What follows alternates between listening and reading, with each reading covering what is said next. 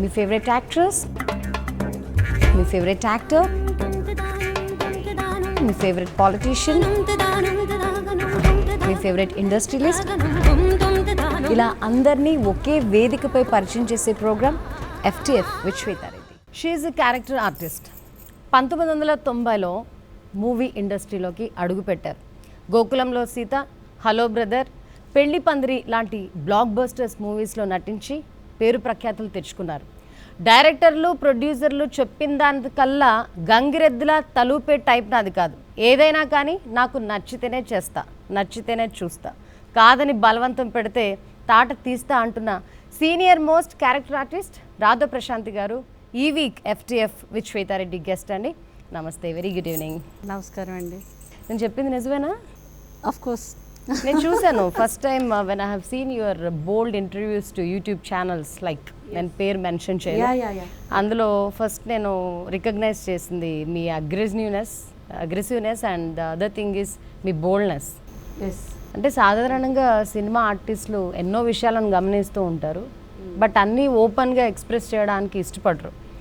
అలా కాకుండా you are something special and as you told and as I told before, బోల్డ్నెస్ని carry చేస్తున్నారు. Care of అడ్రస్గా ఉండబోతున్నారని కూడా అనుకుంటున్నాను ఈ ఇంటర్వ్యూ ద్వారా. రైట్, మీ సినిమాలు చాలా చూశానండి నేను.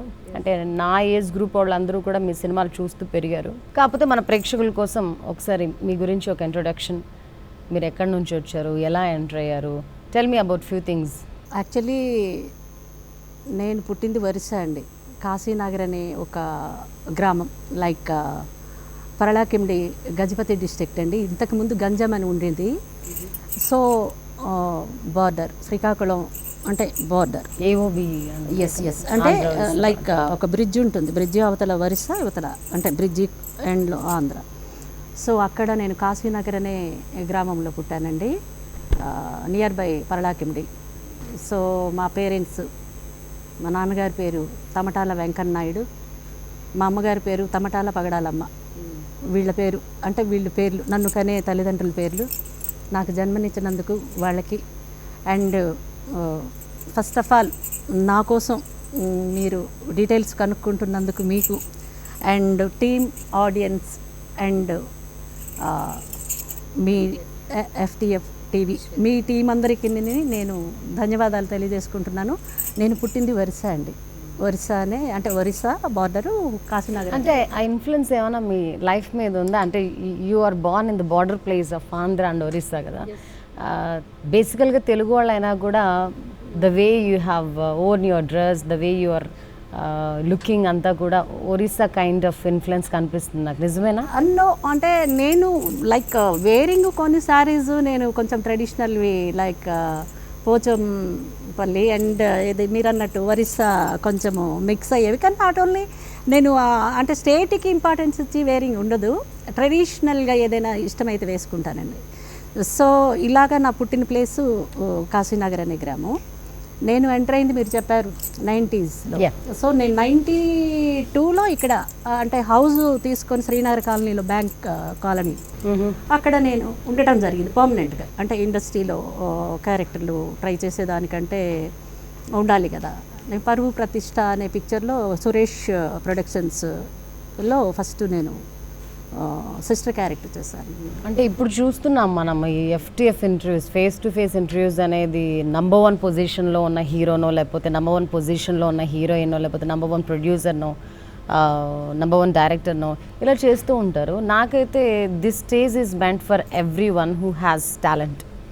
అది ఇండస్ట్రియలిస్ట్ అవ్వచ్చు, లేకపోతే పొలిటీషియన్ అవ్వచ్చు, లేకపోతే ఫ్యాషన్ లెజెండ్స్ అవ్వచ్చు, క్లాసికల్ లెజెండ్స్ అవ్వచ్చు, మీలాంటి వెటరన్ క్యారెక్టర్ ఆర్టిస్ట్ అవ్వచ్చు, ఎవరైనా సరే. నేను పాత వాళ్ళని కూడా ఒక్కసారి జనాలకి మళ్ళీ రికలెక్టింగ్గా ఉంటుంది, ఆ పాత సినిమాలను ఒకసారి గుర్తు చేసుకుంటుంది అన్న ప్రయత్నంలో భాగంగా మీ గురించి తెలుసుకున్నాను. అండ్ మోర్ ఓవర్ ఈ సినిమా ఫీల్డ్ వచ్చేసరికి చూస్తున్నారు ఇప్పుడు ప్రజెంట్ ట్రెండ్ ఎలా నడుస్తుందో చూస్తున్నారు, గమనిస్తున్నారు. రకరకాల టెక్నాలజీస్ వచ్చేసాయి, అడ్వాన్స్మెంట్ వచ్చేసింది. కొంచెం నల్లగా ఉన్నా, కొంచెం అటు ఇటుగా ఉన్నా, కొంచెం పొట్టిగా ఉన్నా, కొంచెం లావుగా ఉన్న టెక్నాలజీని యూజ్ చేసి వాళ్ళని చాలా అందంగా చూపిస్తున్నారు. బట్ మీ రోజుల్లో, మీరు సినిమా ఇండస్ట్రీకి ఎంటర్ అయిన రోజుల్లో పుత్తడి బొమ్మలా కనిపించేవాళ్ళు హీరోయిన్స్. వాళ్ళకి ఇవన్నీ టెక్నాలజీ లేదు, ఓవర్ మేకప్ లేదు, హై డెఫినేషన్ స్క్రీన్స్ లేవు, అయినా కూడా న్యాచురల్గా బ్యూటిఫుల్గా తెర మీద కనిపించేవాడు. How will you differentiate those days and now going days అన్నమాట? నేను యాక్చువల్లీ పరువు ప్రతిష్ట చేసేటప్పుడు గుహనాథన్ గారు డైరెక్టర్ అండి, చోటా కే నాయుడు గారు కెమెరామ్యాన్. యాక్చువల్లీ నాకు అప్పుడు కెమెరా కోసము టెక్నాలజీ కోసం తెలిసే ఏజ్ కాదు, అప్పుడు నేను నాలెడ్జ్ ఉండదు లేదు. అయితే ఏంటంటే నేను ప్రతిదీ చిన్నప్పటి నుంచి ఏదైనా ఒకటే రంగంలో అదే తెలుసుకోవాలని కాన్సన్ట్రేషన్ నాకు ఉండదు. డిఫరెంట్గా ఏదైతే ఉంటుందో అది దాని మీద కాన్సన్ట్రేషన్ పెడతాను. చోటా కే నాయుడు గారు అప్పుడు కెమెరామ్యాన్, అసిస్టెంట్లు రాంబాబు సంథింగ్ వీళ్ళంతా, శ్యామ్ చోటాకే వాళ్ళ నాయుడు బ్రదరు, వీళ్ళంతా దానికి అంటే వర్క్ చేశారు. నేను నాయుడు వాళ్ళు అట్లాగా, అంటే సీతాదేవి గారు వాళ్ళంతా తెలుసు అంటే తర్వాత తెలిసింది. నేను వాళ్ళ సీరియల్లో యాక్ట్ చేశాను, ఆవిడ ప్రొడ్యూస్ చేసే సీరియల్లో, ఏది మొగుడ్స్ పెళ్ళాంస్. అయితే ఇది టెక్నాలజీ కోసం మీరు అడిగారు. అప్పుడు కెమెరా కోసం నేను తెలుసుకునేదాన్ని. అంటే అప్పుడు స్టార్ట్ చేసేటప్పుడు ఒక విధమైన సౌండ్ స్టార్ట్ అయ్యేది, స్టార్ట్ కెమెరా అని చెప్పేసి అనేటప్పుడు ఆ సౌండ్ వచ్చేది. ఇప్పుడు మనకి షూట్ చేస్తుంటే ఏం జరుగుతుందో కూడా మనకి సౌండ్స్ కానీ లేదు, అక్కడ వాళ్ళు కట్ చేశారా లేదు రన్ అవుతుందన్నది తెలియటం లేదు. సో అప్పుడేంటి, ఒక అమ్మాయి అందంగా లేకపోయినా మీరు అన్నట్టు పొట్టి పొడుగున్న కింద ఒక చిన్న స్టూల్స్ కానీ పైన ఇంకేమైనా అంటే స్టార్ ఫిల్టర్లు అలాంటివి వేసి, అంటే నందికి పంది, పందికి నంది చేస్తారంటారు చూడండి, ముక్కు ముఖం లేకపోయినా కూడా అన్నీ ఉన్నట్టు ఆ ఫిల్టర్స్ అని, అవి స్టార్ ఫిల్టర్స్ అని, అవుట్ ఫోకస్ అని, ఇలాంటివి కొన్ని వాళ్ళు యూజ్ చేసేవాళ్ళండి. అప్పుడు నేను చూసేది నేను చెప్తున్నాను, బికాజ్ నాకు ఇంట్రెస్ట్ ఉండేది.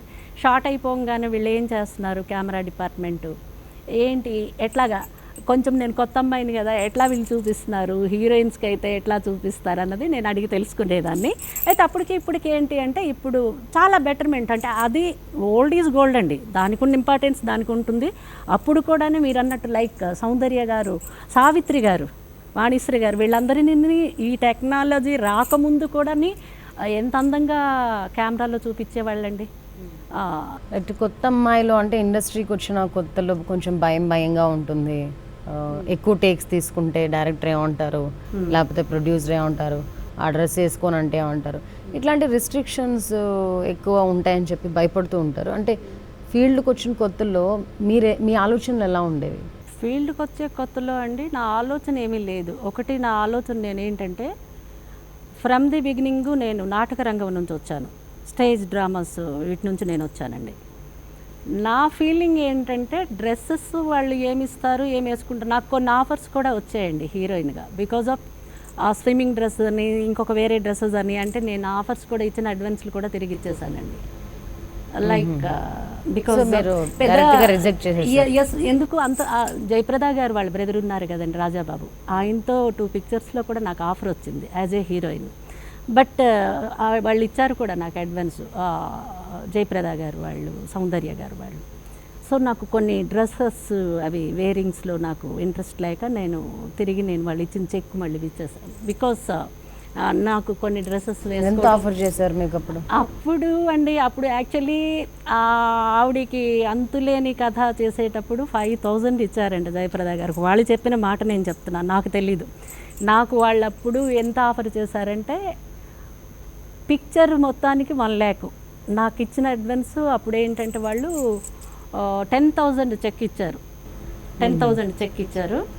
పిక్చర్ అంతటా, అంటే పిక్చర్ అంతా చేసేదానికి ఏమండి నేను ఇంత తక్కువ అయితే చెయ్యను అని చెప్పేసేసి, అంటే వాళ్ళ సిస్టరు అంతులేని కథకి ఎంత రెమ్యూనరేషన్ తీసుకున్నారని నాకు శ్రీరాము, రాజాబాబు వీళ్ళు కూర్చోబెట్టి ఎక్స్ప్లెయిన్ చేశారు. బికాజ్ అప్పుడు అంత తీసుకునేటప్పుడు ఆవిడ ఇంత స్టార్ అయ్యింది కదా, మీరు రెమ్యూనరేషన్ అన్నది ఫస్ట్ చూసుకోకూడదండి, ఆఫర్ చూసుకోవాలని నాకు అప్పుడు వాళ్ళు చెప్పడం జరిగిందండి. తర్వాత ఈ డ్రెస్సెస్ ఇలాంటివి వేసుకోవాలని వాళ్ళు చెప్పేటప్పుడు నేను రిటర్న్ చదలవాడు శ్రీనివాస్ గారు పిక్చర్, అప్పుడు జయప్రద గారు మేము అప్పుడు వచ్చింది ఆఫరు. అప్పుడు నేను సెట్లోకి వెళ్ళి చెక్ అంటే మామూలుగా ఫిల్మ్ ఇండస్ట్రీలో ఒక టాక్ ఉంది కదా, అంటే సినిమా ఇండస్ట్రీ ఒకసారి హీరోయిన్గా ఒక ఆర్టిస్ట్గా రాణించాలంటే చాలా దగ్గర కాంప్రమైజ్ అవ్వాలి, బట్టల దగ్గర నుంచి మేకప్ దగ్గర నుంచి మీకు సంబంధించి ప్రతి విషయం డైరెక్టర్ అండ్ ప్రొడ్యూసర్ చేతిలో ఉంటుందని చెప్తూ ఉంటారు. ఇది ఎంతవరకు వాస్తవం? అంటే కాంప్రమైజ్ అవ్వాలన్నది అది కొన్ని అయితే కరెక్టే అయి ఉండొచ్చండి. బికాజ్ ఎందుకంటే వాళ్ళు డ్రెస్సెస్, వాళ్ళ థింకింగ్స్, వాళ్ళకి ఎవరు కోఆపరేట్ చేస్తారు అంటే వాళ్ళు చెప్పినట్టు అంటే కొన్ని ఉంటాయి. అలాగా కొన్ని వాళ్ళు ఎక్స్పెక్ట్ చేయొచ్చు. బికాజ్ నేను చెడుగా అని చెప్పనండి, చెడు ఉండొచ్చు, మంచి ఉండొచ్చు, రెండు ఉంటుంది ఇండస్ట్రీ అన్న తర్వాత. బట్ డిపెండ్స్ ఆన్ వీళ్ళు ఆఫర్ కోసం వీళ్ళు కొన్నిటికి కాంప్రమైజ్ అయ్యి డ్రెస్సెస్ కానీ లేదంటప్పుడు క్యారెక్టర్ పరంగా వాళ్ళకి కోఆపరేట్ చేసేదానికి కానీ ఏమైనా కొంతమంది అగ్రి అవ్వచ్చేమో. బికాజ్ ఒకళ్ళ కోసం నేను కామెంట్ చేయనండి, నా కోసం నేను కొన్ని డ్రెస్సెస్ నేను నేను రిజెక్ట్ చేసి నేను ఈ క్యారెక్టర్ అయితే చేయనండి, నేను ఈ డ్రెస్ అయితే నేను వేసుకోను అని నేను కొన్ని ఏంటి అంటే మీరు చెప్పినంత బోల్డ్గా మీతో పాటు వర్క్ చేసిన ఆర్టిస్టులు చెప్పేవాళ్ళ? కో ఆర్టిస్టులు అంటారా? మీకు తెలుసో లేదో, నేను సెట్లోకి వెళ్తే ఎవరితో మాట్లాడేదాన్ని కాదు. నాయుడు గారు ఒకసారి నాకు అబ్జర్వ్ చేశారు. ఫస్ట్ నేను పరువు ప్రతిష్ట చేసేటప్పుడు ఇలాగే కాలు మీద కాలు వేసుకుని కూర్చున్నా. లక్ష్మి గారు, శ్రీ విద్య గారు, చోటకే నాయుడు గారు కెమెరామ్యాన్ అందరూ ఉన్నారు. ఇప్పుడు కూడా వాళ్ళు కొంతమంది శ్రీ విద్య గారు పోయారు, ఇప్పుడు కొంతమంది ఉన్నారు. ఇలా కూర్చుంటే ఆయన ఈ ఫస్ట్ షెడ్యూల్ అయ్యేంతవరకు అబ్జర్వ్ చేశారు నాయుడు గారు. ఆ తర్వాత నాకు పిలిచి చెప్పారు. ఏం చెప్పారంటే, చూడమ్మా, ఇండస్ట్రీలో నువ్వు ఫస్ట్ పిక్చర్ కాబట్టి నేను చెప్తున్నాను, నా అడ్వైజ్, ప్రొడ్యూసర్ కానీ డైరెక్టర్ కానీ పెద్ద ఆర్టిస్టులు ఎవరైనా వచ్చేటప్పుడు ఫస్ట్ అందరు గుడ్ మార్నింగ్, నమస్కారం సార్, పాదాలకు నమస్కరించటం ఇలా చేస్తున్నారు. నేను గుడ్ మార్నింగ్ అనేదాన్ని డిగ్నిఫైడ్గా వెళ్ళిపోయి అందరూ ఆర్టిస్టులు అందరూ ఒక దగ్గర ఉంటే నేను ఏదో పోగొట్టుకున్నట్టు దూరంగా చేరేసుకొని లంగా ఓణి వేసుకొని ఇలా కూర్చుండేదాన్ని. అయితే ఈయన పెద్ద ఆయన ఒకటే సలహా ఇచ్చారు, ఆయనకి ఇవ్వాల్సిన అవసరం లేదు. నాకు ఆ పిక్చర్లో కూడా ఆ క్యారెక్టర్కి రికమెండ్ చేసింది గద్వాల్ రెడ్డి గారు అని, వెంకటరామరెడ్డి గారు, financier, very close to Ramanaidu గారు. నేను రికమెండేషన్స్ కానీ లేదా ఏదో చెప్పేస్తే ఎవరో వినేసేసి వెళ్ళిపోవటం కానీ కాదు. ఆ అమ్మాయి ఈ క్యారెక్టర్ బాగుంటుందంటే పెట్టారు. అయితే ఆయన మీద ఉన్న రెస్పెక్ట్తో, వెంకటరామరెడ్డి గారి మీద ఉన్న రెస్పెక్ట్తో ఈయన నాకు ఇచ్చిన సలహా ఏంటంటే, అమ్మ ఫస్ట్ ఒక ప్రొడ్యూసర్ కానీ ఒక డైరెక్టర్ కానీ రాగానే మీరు వచ్చి నమస్కారం పెట్టాలి ఇండస్ట్రీలో ఉండాలి అంటే. మీకు తెలియదు, మీరు విలేజ్ నుంచి వచ్చారు కనుక మీకు పైనకు వచ్చే అవకాశం ఉంది, ఫ్యూచర్స్ ఉన్నాయి కనుక నేను చెప్తున్నా. మీరు ఇప్పుడు కాలు మీద కాలు వేసుకున్నా తీసినా నాకు వచ్చిన నష్టం ఏమీ లేదు. బికాజ్ నేను చాలామంది ఆర్టిస్టులకు చూశాను కాబట్టి నేను ఫీల్ అవ్వను. బట్ నీకు ఫ్యూచర్ ఉంది కనుక ఎలా కూర్చోవాలి, ఎదుటి వాళ్ళకి ఎలా రిసీవ్ చేసుకోవాలి అనేది చెప్తున్నానని. నమస్కారం పెట్టాలి, అంటే అందరూ మాట్లాడేటప్పుడు కొంచెము అంటే అలా మాట్లాడుతారు తెలుసుకొని కొంచెము ఎవేగా అంటే కూర్చోడానికి వాళ్ళు పర్సనల్స్ ఏమైనా డిస్కస్ చేస్తారు. అలాంటప్పుడు నేను ఇక్కడ కూర్చోకూడదేమో అన్నది కొన్ని అంటే మీకు మోరల్గా చెప్పేవాళ్ళు లేరేమో. బట్ ఇండస్ట్రీలో ఉండాలి అనుకుంటే ఇవి కంపల్సరీ పాటించాలి. బికాస్ అంటే మీకు ఇవన్నీ చెప్తున్నప్పుడు ఓకే ఆయన చాలా చనువు తీసుకొని మీరు అమ్మాయిలా భావించి చెప్పారు. అదర్వైజ్ వాళ్ళు చాలా మందికి చూసిన వాళ్ళు వాళ్ళకి చెప్పాల్సిన ఇదంతా మనకు కొంచెం అంత బుజ్జగించి చెప్తూ ఉంటారు, బాగానే ఉంటుంది. అప్పుడు మనం కూడా పెద్ద హర్ట్ అవ్వం.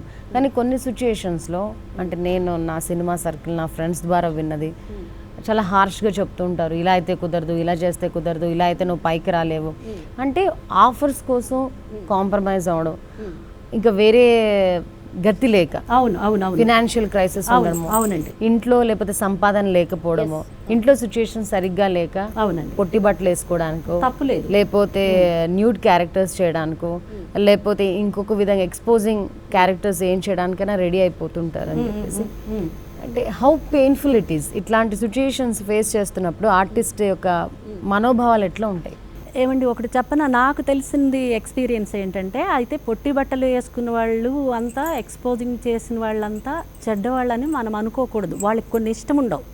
ఇన్నర్ సైడ్ మీరు ఇప్పుడు చెప్పారు, వాళ్ళ ఇంట్లో ఫైనాన్షియల్ సిట్యువేషన్స్ కానీ ఇలాంటివి లేనప్పుడు, వాళ్ళకి అనుకున్న ఆఫర్స్ రానప్పుడు, వాళ్ళకి చచ్చినోడి పెళ్ళికి వచ్చినంత కట్నమని వచ్చిన ఆఫరే మంచిగా భావించి వాళ్ళు ఎంటర్ అయిపోతారు. కావాలని ఎవరు చెడిపోరు, కావాలని ఎవరు చెడగొట్టరు. ఆ సిట్యువేషన్స్ ఆ మనిషికి తయారు చేసేవి డిపెండ్ ఆన్ సిట్యువేషన్స్. అయితే వాళ్ళకి ఇష్టం ఉండదండి. ఇష్టం ఉండకపోయినా కష్టంగా కొన్ని చేయాలి. పైనకి రావాలంటే కొన్ని చెయ్యాలి. మన ఇన్నర్ సైడ్ పెయిన్ కోసం అవసరం లేదు. మీరు విన్నారో లేదు, లాస్ట్ టైం అక్కినేని గారు నేను ఇండస్ట్రీలో ఉన్న మించి పెద్దవాళ్ళందరికీ నేను కలిశాను వచ్చిన కొత్తలో. బికాజ్ ఆఫ్ నాకు వచ్చిన బికాజ్ ఆఫర్ వచ్చింది లేదన్న తర్వాత విషయం అండి. తర్వాత అంటే మనము ఏది ఎక్స్పెక్ట్ చేయకూడదు, మనకి ఏది రాసి పెట్టుంటే అదే జరుగుతుంది. అలాగని ప్రయత్నాలు మానకూడదు. మనం అనుకున్నదే జరుగుతుంది అని చెప్పేసి రూల్ కూడా లేదు. వీళ్ళు ఇష్టంతో ఇవన్నీ చేస్తున్నారు, అన్నీ కాంప్రమైజ్ అయిపోయి షైన్ అవ్వడానికే చేస్తున్నారు అని కూడా నేను అన్నండి. మనకి పరిస్థితులు కొన్ని ఇష్టం లేకపోయినా కష్టంగా చేయాల్సిన పరిస్థితులు వస్తాయి. కొన్ని వాంటెడ్లీ చేస్తున్నారు, కొన్ని కావాలని. అది దానికి ఇంకా నేను ఆన్సర్ చేయాలి అంటే అది వాళ్ళు డిపెండ్ ఆన్ దెమ్, అంటే వాళ్ళ ఇంట్రెస్ట్తో ఏమైనా చేసుకోవచ్చు. సో ఇండస్ట్రీకి రాకముందు మీరు ఎవరితో నాకు కనుక్కున్నారా ఒక్కసారి ఫిల్మ్ ఇండస్ట్రీలో అడుగు పెట్టాలి అని? మీరు థాట్ బిగిన్ అయిన తర్వాత ఎట్లా ఉంటుంది అక్కడ, మనుషులు ఎలా ఉంటారు అక్కడ, ట్రీట్మెంట్ ఎలా ఉంటుంది అంటే ఏదో కొంచెం వినుంటారు కదా? విన్నాను. నేను కనుక్కోకుండానే అక్కడ కో ఆర్టిస్ట్ కోసం ఏం జరిగిందన్నది ఆల్రెడీ ప్రొడక్షన్ మేనేజర్ దృష్టిలో కొన్ని ఇండస్ట్రీలో అనుకోవటం, ఇలాగ ఈ క్యారెక్టర్ చేయాలంటే ఈ అమ్మాయి మీరు నమ్మరు, కొన్ని పేపర్లలో నా పేర్లు వచ్చి కూడా ఓపెనింగ్లో నేను ఒక సెకండ్ హీరోయిన్ లేదు అంటే ఇప్పుడు వదినో తల్లో ఏదో అనుకుందాం. ఇప్పుడు నేను క్యారెక్టర్ పాత్రలు చేస్తున్నాను బికాజ్ నేను స్టార్టింగ్లో నేను హీరోయిన్గానే నేను ఎంటర్ అయ్యానండి. ఎంటర్ అయ్యేది హీరోయిన్గా ఎంటర్ అయ్యాను. ఆ పిక్చరు శ్రీదేవి నర్సింగ్ హోమ్ అని, అందులో శివకృష్ణ హీరో. అది రిలీజ్ అవ్వటం లేట్ అవ్వటం, పరువు ప్రతిష్ట అన్నది అది ఫస్ట్ పిక్చర్ లాగా సెకండ్ హాఫ్ అదండి. సో మనం ఇండస్ట్రీలో ఉండాలంటే మనకి ఇష్టం లేకపోయినా అంటే కష్టంగానైనా కొంతమందికి నమస్కారం పెట్టాలి, కొంతమంది చెప్పేవి చేయాలి. అది నాయుడు గారు చెప్పిన తర్వాత అన్ని ఇంప్లిమెంట్ చేశారు? లేదు, అవునండి, చేయాలి. ఎందుకు చేయాలి అంటే నాయుడు గారు చెప్పింది ఆయన కోసం కాదు, ఆయనకి నేను కాకపోతే చాలా 1,00,000 మంది ఆర్టిస్టులు అన్నిటికీ రెడీగా ఉన్నవాళ్ళు అన్నీ చేశారు. రెడీగా అంటే వేరే విధంగా కాదండి, వాళ్ళ టైంకి వచ్చి వర్క్ చేయొచ్చు, లేకపోతే వాళ్ళ మాట వినొచ్చు, what ever it maybe, I don't know. But నాకు ఫ్యూచర్ ఉందని ఆయన చెప్పారు. ఇలాగే కాళ్ళ మీద కాలేసి చెప్పేటప్పుడు కూడా లక్ష్మి గారు ఉన్నారు, కో ఆర్టిస్టులు ఉన్నారు చాలామంది. ఆయన పిలిచి అమ్మ ఎవరైనా వస్తే గుడ్ మార్నింగ్, లేదు గుడ్ ఈవినింగ్, లేదంటే అప్పుడు లేదు అని ఇలాగా కొంచెం పెద్దవాళ్ళు ఉండేటప్పుడు. అంటే ఒక సినిమాలో డైలాగ్ కూడా ఉంది కదా, 100కి 99 సార్లు అడ్జస్ట్ అవ్వాలంటే నేను అడ్జస్ట్ అవ్వడానికి రెడీ, కానీ నేనే మిగిలిన అనుకుంటే మాత్రం నువ్వు ఉండవు అని చెప్పి అని ఒక డైలాగ్. Okay okay. సో అట్లా 99 సిచ్యుయేషన్స్ దగ్గర అడ్జస్ట్ అవ్వచ్చు, కానీ ఎక్స్ట్రీమ్ లెవెల్కి వెళ్ళిపోయిన తర్వాత అడ్జస్ట్ అవ్వాలంటే చాలా కష్టం. అట్లాంటి సిచ్యుయేషన్స్ ఏమైనా మీరు ఫేస్ చేశారా? లేదు, అసలు నువ్వు ఒకటి చెప్పనా, నేను కాంప్రమైజ్ అయ్యి ఏది నాకు తెలిసి నేను ఇంతవరకు చెయ్యలేదు. బికాజ్ అలా చేస్తుంటే హైదరాబాద్లో ఆర్పి బాధ అని సగం నా పేరు మీద ఉండేది. నా చుట్టూ తిరిగే వాళ్ళైతేనేమి, నాకు ఆఫర్ చేసే వాళ్ళైతేనేమి, నాకు ఏదైనా నాట్ ఓన్లీ ఫిల్మ్, పొలిటికల్ కానీ, సినిమా ఇండస్ట్రీ కానీ, లేకపోతే బిజినెస్లో కానీ నాకు లౌక్యం అన్నది లేదండి, రాదు. బికాజ్ అది బ్లడ్లో కూడా ఉండాలి. సో సినిమా ఇండస్ట్రీకి వచ్చి దాదాపు ఎన్ని ఇయర్స్ అవుతుంది మీరు ఇప్పటికీ? 27 ఇయర్స్. 27 ఇయర్స్లో నాకు తెలిసి 100కు పైగా అవార్డ్స్ వచ్చాయి. మంచి తెలుగు మూవీస్లో చేశారు మీరు. నాటక రంగం నుంచి వచ్చారు, స్టాండర్డ్స్తో అక్కడ 500 ఉత్తమ నటి అవార్డ్స్ అండి, 2500 మామూలు ఏవేవో వచ్చాయి. నేను ప్లే చేసినవి మించుమించు ఒక 8,000 7,000 ప్లేలెట్స్ అండి మొత్తము. నేను కళాసాగర్ అవార్డు 87లోనే తీసుకున్నాను. అప్పుడు నేను ఇండస్ట్రీకి రాలేదండి, తీర్పు నాటికి ఇచ్చారు. తీర్పు నాటికి ఈ మధ్య కాలంలో తెలుగు సినిమా ఇండస్ట్రీలో అమ్మలుగానో అత్తలుగానో ఇలాంటి క్యారెక్టర్ ఆర్టిస్టుల కోసం ముంబై నుంచి పిలిపిస్తున్నప్పటికీ కూడా మళ్ళీ రీసెంట్ టైమ్స్లో పాత వాళ్ళ కోసం సెర్చ్ చేస్తున్నారు డైరెక్టర్స్. పాత వాళ్ళని తీసుకొచ్చే ప్రయత్నం చేస్తున్నారు. సో మీకేం ఆఫర్స్ రాలేదా అలాంటివి? లేదండి, నేను ఎందుకు రాలేదంటే నేను సోషల్ వర్క్ అని, నేను మ్యారేజ్ అయిన తర్వాతని వాళ్ళు పిల్లలు చిన్నగా ఉన్నారని నేను కొంచెం డిస్టెన్స్గా ఇండస్ట్రీకి కొన్నాళ్ళు కావాలని వాంటెడ్లీ. సో నేను ఆర్టిస్ట్గా బేసిక్గా నేను స్టేజ్ నుంచి వచ్చిన అమ్మాయిని కనుక నాకు ఎప్పటికీ నాకు చేయాలనే ఉందండి. ఇప్పుడు కూడా ఆఫర్లు ఎలా రాలేదంటే నేను ఛానల్ ద్వారా చెప్పాను. అంతకుముందు నేను ఒకసారి 2 సార్లు పేపర్లో ఇంటర్వ్యూ ఇచ్చేటప్పుడు కూడా నేను చెప్పడం జరిగింది, నాకేమైనా మంచి ఆఫర్స్ వస్తాయి, నాకు రెమ్యూనరేషన్. మీరు అనేవాళ్ళు కదా వచ్చిన కొత్తలో కాళ్ళ మీద కాలేసుకొని ఏదో విష్ చేసి డిగ్నిఫైడ్గా రిజర్వ్డ్గా ఉండేదాన్ని, ఒక సైడ్ కూర్చునేదాన్ని. బట్ వన్స్ నాయుడు గారు చెప్పిన తర్వాత మీ యాటిట్యూడ్ని, మీ వే ఆఫ్ బిహేవింగ్ని మార్చుకొని ఎలా ఇండస్ట్రీలో నడుచుకోవాలో అలా నడుచుకున్నారు. అయినప్పటికీ కూడా మీకు ఆఫర్స్ రాకపోవడానికి కారణం లేదండి. ఇప్పుడు నాయుడు గారే కాదు, అక్కినేని గారు కూడా చెప్పారు, మనము కొన్ని చేయాలి అంటే అక్కడ తప్పే చేయనక్కర్లేదమ్మా, రిసీవింగ్ ఇష్టం లేకపోయినా కష్టంగా లోపల బాధ నీకు అనిపించిన బయటికి నవ్వుకుంటూ తెర మీద కాదు లైఫ్లో కూడా నువ్వు యాక్ట్ చేస్తేనే షైన్ అవుతావు, పైనకి వస్తావు. తెర మీద అందరూ యాక్ట్ చేస్తారు, ఒక టేక్కి కేకుల్లాగా 100 కేకులు తిని కూడా అన్నీ చేయొచ్చు. మీ ఫేవరెట్ యాక్ట్రెస్, మీ ఫేవరెట్ యాక్టర్, మీ ఫేవరెట్ పాలిటీషియన్, మీ ఫేవరెట్ ఇండస్ట్రియలిస్ట్, ఇలా అందరినీ ఒకే వేదికపై పరిచయం చేసే ప్రోగ్రామ్ FTF విత్ శ్వేతారెడ్డి.